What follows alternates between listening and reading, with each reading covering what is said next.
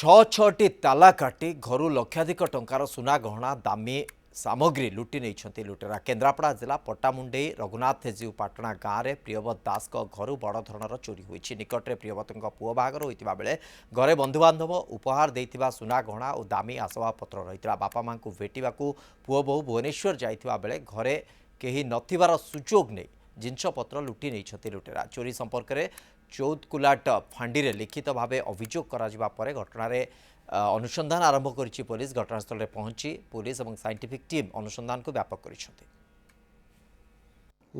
घर तो आम तो 24 तारिख घर ताला पकई आम जाइलु आमर सुना किसी गिफ्ट सुना रूपार जिनस किसी देखा भी गिना फिना आथि कंसा बासन 4-5 सेट बहुत जिनस ये तो मैंने प्राय जिन ना पूरा फांका भाविलु ये तो ये अंचल थे नुह बहु बार एमती हो निश्चित भाव में ये गोटे प्रायोजित चोरी एवं जदि जो एफआईआर टा दि जाऊँगी तार विधिवत भाव में तदंत हुआ ताले टिके समस्ते निरापद रही पारते।